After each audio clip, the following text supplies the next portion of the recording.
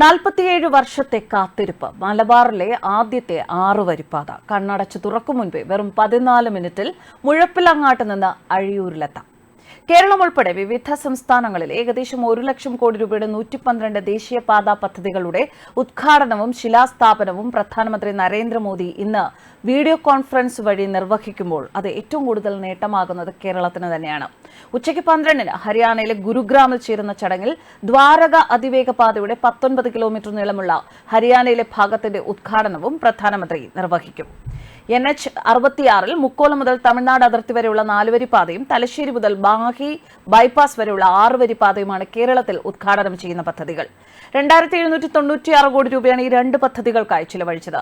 National highway authority Thiruvananthapuram Karyavattom Travancore international convention സെന്ററിൽ സംഘടിപ്പിക്കുന്ന ഉദ്ഘാടന ചടങ്ങിൽ കേന്ദ്രമന്ത്രി വി മുരളീധരൻ മുഖ്യാതിഥിയാകും. തലശ്ശേരി മാഹി ബൈപ്പാസിന്റെ നിർമ്മാണ ചരിത്രം പരിശോധിച്ചാൽ വർഷങ്ങൾക്ക് പിന്നിലേക്ക് പോകേണ്ടി വരും. 1980-ലാണ് ബൈപ്പാസിന് നിർമ്മാണത്തിനായി സ്ഥലം ഏറ്റെടുക്കാനുള്ള പ്രാരംഭ പ്രവൃത്തി തുടങ്ങിയത്.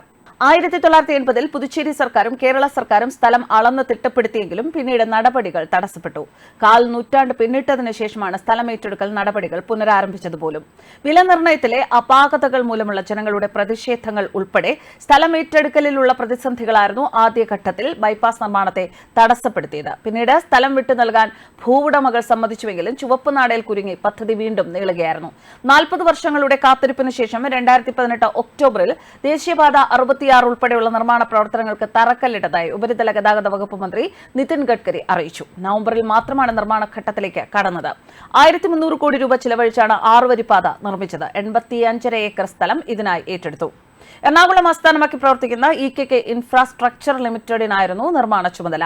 2.5 വർഷത്തിനുള്ളിൽ നിർമ്മാണം പൂർത്തിയാക്കി 21-ൽ റോഡ് തുറന്നു കൊടുക്കേണ്ടതായിരുന്നു. എന്നാൽ കോവിഡ്, പ്രളയം എന്നിവ പ്രവൃത്തി വൈകാൻ ഇടയാക്കി.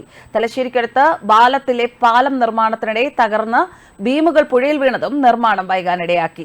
5000-ലേറെ തൊഴിലാളികളാണ് ദേശീയപാതയ്ക്ക് വേണ്ടി ജോലി ചെയ്തത്. മുഴപ്പിലങ്ങാട് മുതൽ അഴിയൂർ വരെ 18.6 കിലോമീറ്റർ തലശ്ശേരി മാഹി ബൈപ്പാസ് 6 വരിപ്പാത പ്രധാനമന്ത്രി നരേന്ദ്രമോദി ഇന്ന് നാടിന് സമർപ്പിക്കുമ്പോൾ സഫലമാവുന്നത് 47 വർഷത്തെ കാത്തിരിപ്പാണ്.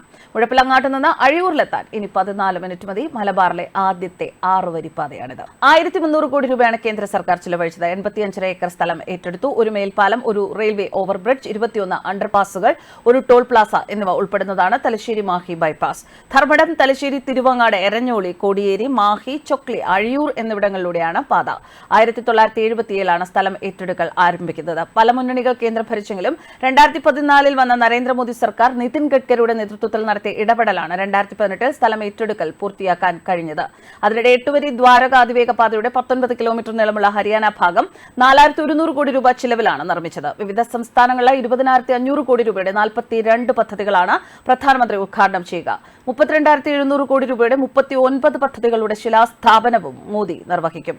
ദേശീയപാതാ ശൃംഖലയുടെ വളർച്ചയ്ക്കും സാമൂഹ്യ സാമ്പത്തിക വികസനത്തിനും തൊഴിലവസരങ്ങൾ വർദ്ധിപ്പിക്കുന്നതിനും രാജ്യത്തുടനീളമുള്ള പ്രദേശങ്ങളിൽ വ്യാപാരവും വാണിജ്യവും പ്രോത്സാഹിപ്പിക്കുന്നതിനും ഈ പദ്ധതികൾ സഹായകമാകും എന്നതാണ് മറ്റൊരു വലിയ നേട്ടം. ന്യൂസ് ഡെസ്ക് കർമ്മ ന്യൂസ്.